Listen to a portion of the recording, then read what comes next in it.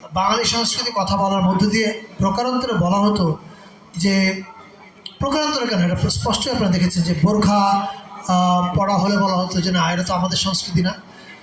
এই যে যাহা কিছু ইসলামী তাহা কিছু আমার সংস্কৃতি না, এটা খুবই বিপজ্জনক একটা কি বলে আদারাইজেশন ছিল, অপরায়ণ। এই অপরায়ণ আমরা যেন উল্টা দিকেও না করি। এটা কিছুদিন আগে শহীদ মিনারে আল মাহমুদের স্মরণ সভা আমরা একই কথা বলেছিলাম। আমরা বলেছিলাম যে বাংলাদেশের সব কিছু আমাদের, ঈদ আমাদের, রোজা আমাদের, সেহরি আমাদের, কিন্তু আপনি দেখবেন যে কখনো, যেমন এবার আমি শিল্পকলায় হামনাতের একটা অনুষ্ঠান হয়েছে, ছোট আকারে হলে হয়েছে, আজকে থেকে একটা কাওয়ালির ওয়ার্কশপ চলছে।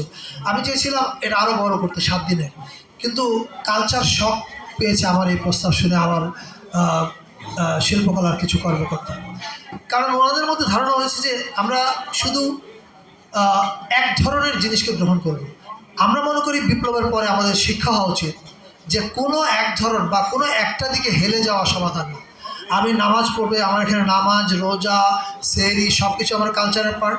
আমার এখানে কেউ পয়লা বৈশাখে যাবে, সেটা কালচারের অংশ। পার্বত্য চট্টগ্রামে চাকমা, তারপরে মং ভাই বোনেরা আছে, তারা তাদের উৎসবে অংশগ্রহণ করবেন। প্রত্যেকেই যার যার উৎসবে অংশগ্রহণ করবেন।